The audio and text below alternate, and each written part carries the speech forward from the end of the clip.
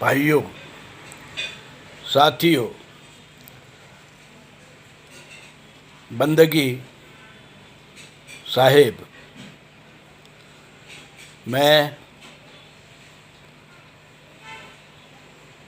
धर्म विक्रमादित्य कबीर सत्व परमहंस दौलत राम जगत गुरु नरसिंह मूल भारतीय हिंदू धर्म विश्वपीठ कल्याण बोल रहा हूँ। मौनी अमावस्या के पर्व पर कुंभ मेला प्रयागराज में जो भगदड़ मची और उनमें जो श्रद्धालु मारे गए, घायल हुए, उनकी तादाद बहुत बड़ी है और उनके लिए मुझे बहुत ही दुख हो रहा है जो मारे गए और घायल हुए हैं। अक्सर ऐसे बड़े धार्मिक आयोजन में प्रशासन कितनी भी व्यवस्था कर ले, अच्छी व्यवस्था कर ले, सतर्कता बनाए रखे, उसके बावजूद भीड़ की मानसिकता किस समय क्या रुख अख्तियार लेगी और क्या हादसा हो जाएगा कोई बता नहीं सकता। भीड़ में सभी लोग मैं प्रथम, मुझे पहले जाना है करते हैं और जिस कारण एक दूसरे पर चढ़कर अक्सर कमज़ोर लोग नीचे गिर जाते हैं। बच्चे, महिलाएं, बूढ़े नीचे गिर जाते हैं और उनके शरीर के ऊपर से गुजरते हुए भीड़ निकल जाती है। ये भी नहीं परवाह करती है कि नीचे कौन गिरा है, उसकी अवस्था क्या है। क्या वाकई गंगा स्नान करने से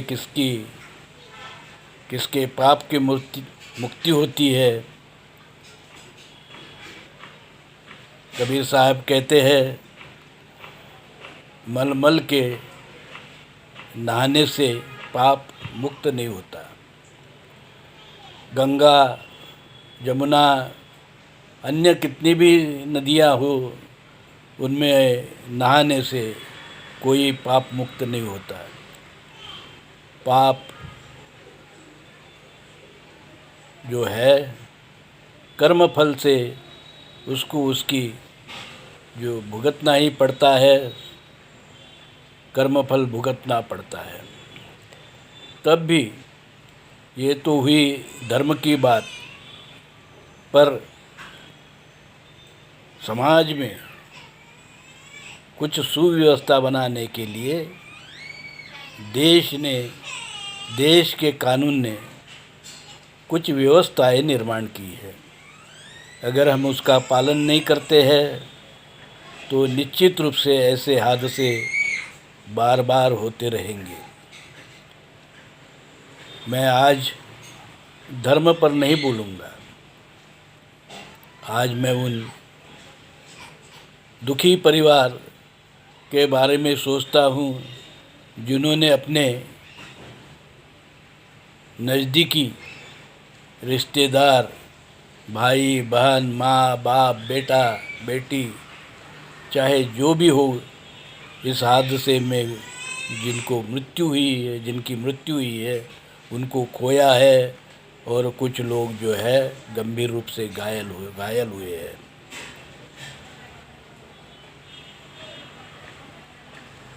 प्रयागराज और अन्य कुंभ मेला या कोई भी अन्य धर्म के आयोजन हो, कभी किसी की जयंती होती है, किसी की पुण्यतिथि होती है, कुछ उर्स होते हैं, कुछ त्योहार होते हैं, लोग इकट्ठा होते हैं, पर सावधानियां नहीं बरतते हैं। इस कारण ऐसे हादसे होते हैं। इसके लिए मैं किसी भी सरकार के तंत्र को जिम्मेदार नहीं मानता हूँ। हम खुद इसके लिए जिम्मेदार हैं। हमें शांति से काम लेना चाहिए। गंगा कहीं भागी नहीं जाती है, ना ही कोई दिन अच्छे होते हैं, ना कोई दिन बुरे होते हैं। सभी दिन अच्छे होते हैं, सभी समय अच्छा होता है। कोई भी दिन पवित्र नहीं होता, कोई भी दिन अपवित्र नहीं होता, कोई भी समय अपवित्र नहीं होता है। गंगा बहती है, नदियाँ बहते रहती है। आप जब चाहे, सुविधाजनक जब हो, आप जाइए, स्नान करिए। आपका शरीर का मैल साबुन लगाने से और नहाने से तो दूर हो जाएगा। आपके मन का भी मैल दूर होना चाहिए, और उसके लिए किसी अवसर की ज़रूरत नहीं है। आप ये कहीं भी न जाकर अपने घर में बैठकर अपने अंतःकरण में झाँक कर सकते हो। तो मैं मेरे मूल भारतीय हिंदू धर्मी भाइयों से, बहनों से यही अपील करूँगा कि भाइयों, आप मूल भारतीय हिंदू धर्म क्या है, इसको समझिए। धर्मात्मा कबीर का पवित्र बीजक ही एकमात्र हिंदू धर्म का एकमात्र धर्म ग्रंथ है, जो वर्णवाद, जातिवाद, ऊंच नीच, भेदभाव, अस्पृश्यता आदि किसी भी बुराइयों को नहीं मानता है। मूल भारतीय हिंदू धर्म में और वैदिक ब्राह्मण धर्म में भेद है। दोनों अलग अलग धर्म हैं। वैदिक ब्राह्मण धर्म यूरेशिया से जो ब्राह्मण आए हैं भारत में, उनका धर्म है। जिस प्रकार से परेशिया से पारसी लोग आए, उनका धर्म अलग है, पारसी धर्म है। क्रिस्ती धर्म यूरोप से आया है, उनका धर्म अलग है। तुर्क से मुस्लिम धर्म आया है, वो धर्म अलग है। तो इसलिए भारत में भी कुछ धर्म बने हैं। जैन धर्म है, बौद्ध धर्म है, सिख धर्म है। ये सभी मूल भारतीय हिंदू धर्म के जो है पंथ है। तो भाइयों, पहले आप समझ लीजिए कि मूल भारतीय हिंदू धर्म और उसके जो पंथ है, बौद्ध, जैन, सिख, इसमें मन की शुद्धता, शील, सदाचार, भाईचारा, इसको महत्व दिया गया है, ना कि बाहरी शारीरिक स्नान, तीर्थ, मंदिर में पूजा पाठ, होम हवन, इनका कोई हमारे मूल भारतीय हिंदू धर्म में कोई महत्व नहीं है। तो जो लोग अपने आप को हिंदू कहते हैं और मूल भारतीय हिंदू धर्म का धर्म ग्रंथ, मूल भारतीय हिंदू धर्म का एकमात्र धर्म ग्रंथ धर्मात्मा कबीर वाणी बीजक का पालन नहीं करते हैं, तो मैं समझता हूँ वो लोग हिंदू नहीं हैं। वो अन्य किसी धर्म के हो सकते हैं, हिंदू नहीं है, मूल भारतीय हिंदू नहीं है।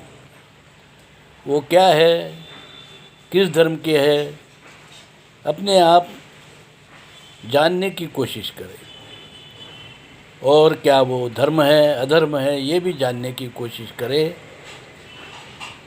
तो हम ऐसे हादसे से बच सकते हैं, क्योंकि धर्म के लिए कहीं पालन करने के लिए कहीं जाने की ज़रूरत नहीं है।